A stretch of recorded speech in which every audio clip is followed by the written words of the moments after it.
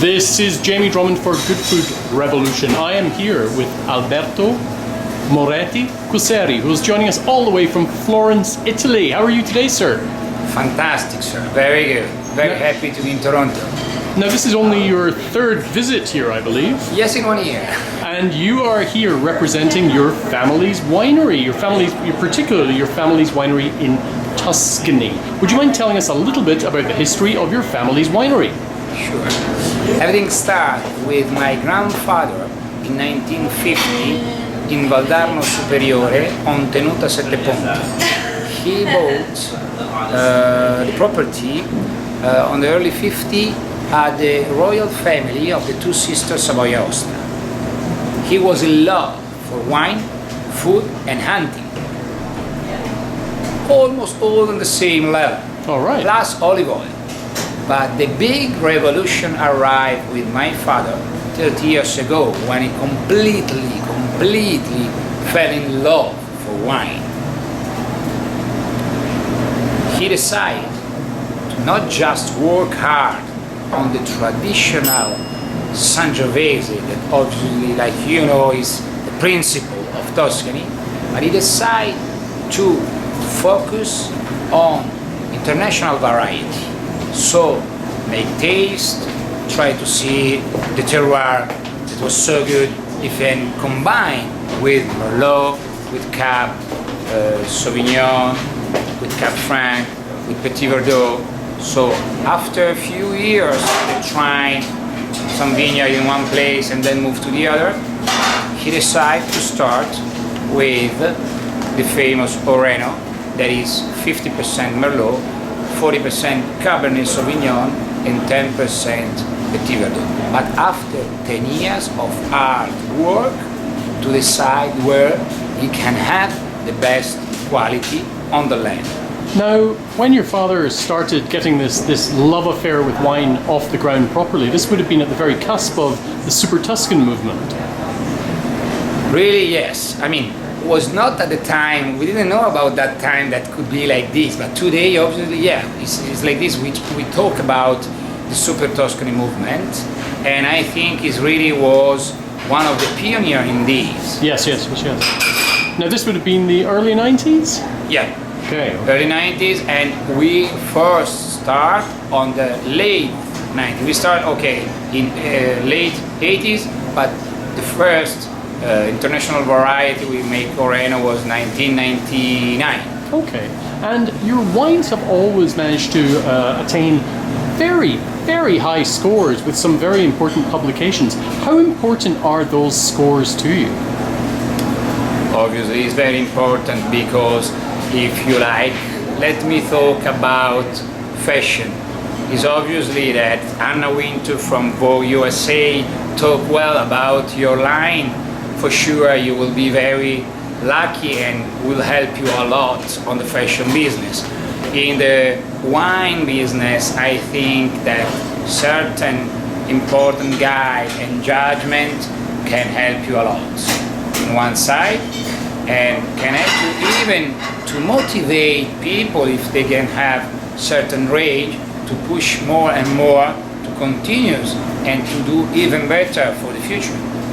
Now, speaking of fashion, you have a background in fashion.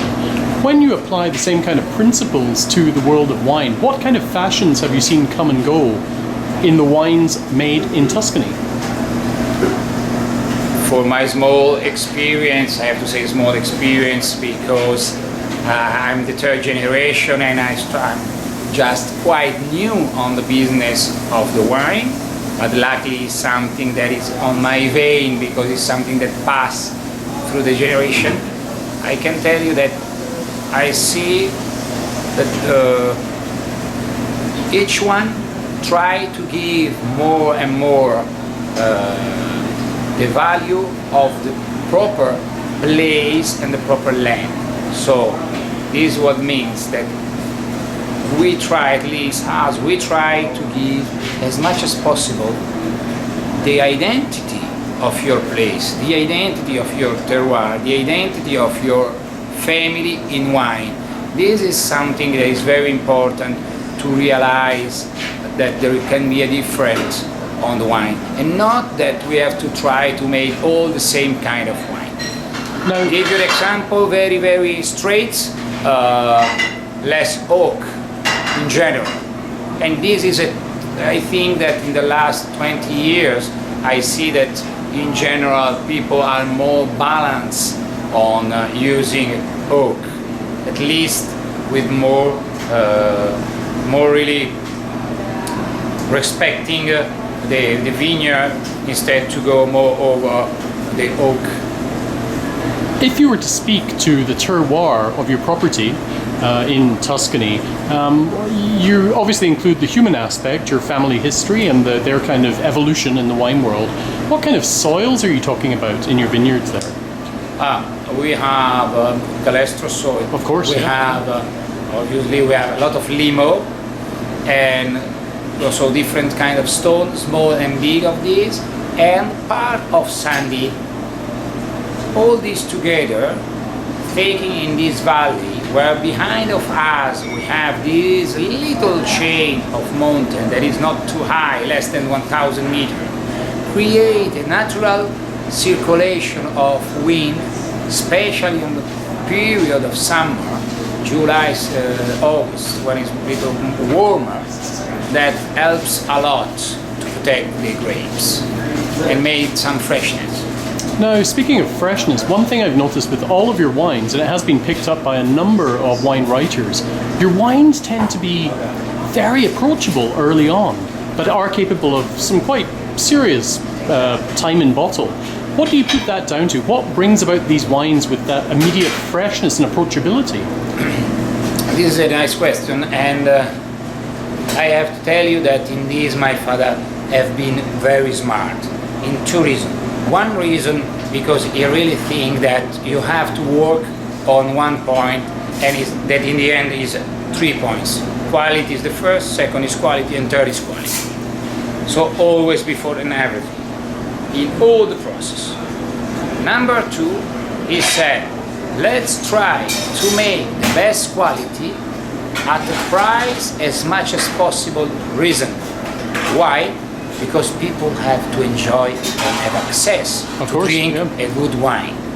So work hard and be very honest on price. People will respect you more and more. And I think this is a great lesson. Another thing that it's very important that you work very, very hard is that you have to make a great wine that you can age and you can drink after 20 years, even 30 years. But the point that is even more important than this, the new concept is that you can drink the wine even tomorrow that you buy. And in this you work again so much because it's a really difficult challenge. I mean, you can arrive to make an aged wine that you can drink after 20 years. Yes. But why we have to wait 20 years if we want to buy a wine and enjoy with your friend or with your family immediately? Well, as you said, we could all die tomorrow. Yeah. We hope not, touch the wood. Well, Alberto, thank you very much for joining us at Good Food Revolution today. We really appreciate your time. Thank you very much, Good Garden Revolution. You are very kind to invite me. Bye for now. Bye.